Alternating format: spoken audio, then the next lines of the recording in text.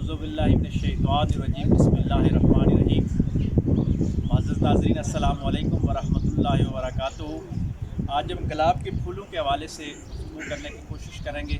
یاد رکھیے گا اسلامی تعلیمات میں کوئی بھی درخت لگانا بہت بڑا ثواب کا کام ہے، کوئی بھی فائدے والا کام جس سے انسانیت کو فائدہ ہوتا ہے تو اسلام اس کے کرنے کا حکم دیتا ہے، اور جو چیز انسانیت کو نقصان پہنچاتی ہے تو اسلام اس سے بچنے کا اور اس سے رکنے کا حکم دیتا ہے۔ تو یہ کھجور، یہ گلاب کا جو پھول ہے اس کے ساتھ کھجور بھی ہے، اور اس وقت ہم گلاب کے پھول کے حوالے سے بات کریں۔ یہ دونوں انسانیت کے لیے بہت زیادہ فائدہ مند ہے۔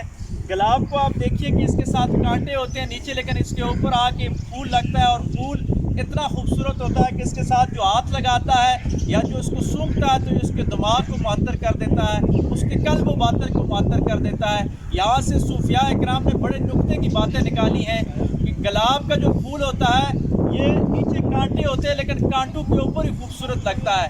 تو انسان کی زندگی بظاہر بہت کانٹوں میں ہوتی ہے، ہمیں کتنے غم آتے ہیں، تکلیفیں آتے ہیں، لیکن ہمیں گلاب کے پھول کی طرح اگر یہ کانٹوں کے اوپر مسکراتا ہے اور لوگوں کو خوشبو دیتا ہے تو ہمیں بھی گلاب کے پھول کی طرح زندگی گزارنی چاہیے۔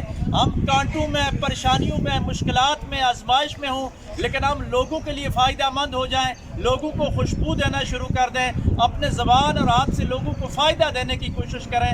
جب ہم اس گلاب کی طرح ہو جائیں گے تو اللہ تبارک و تعالیٰ ہماری خوشبو سے انسانیت کو معطر کر دے گا۔ اور بعض روایات میں یہ آتا ہے کہ صوفیاء اکرام نے اور انبیاء اکرام نے اس پودے کو بہت زیادہ پسند کیا ہے۔ اب اس روایت کی سند کے حوالے سے مجھے اتنا معلوم نہیں، اتنی تحقیق نہیں میری، لیکن ایک بات مشترک ہے، ایک بات کمبائن ہے کہ گلاب کا پھول انسانیت کو فائدہ دیتا ہے۔ اس لیے کوشش کیجئے کہ گلاب کا پھول لگائیے اور خود بھی گلاب جیسی زندگی گزاریے۔ اللہ تبارک و تعالی ہمیں خوشبوئیں پھیلانے، نیکیاں پھیلانے کی توفیق عطا فرمائے اور ہر قسم کی برائیوں سے بچنے کی توفیق عطا فرمائے۔ وآخر دعوانا ان الحمدللہ رب العالمین۔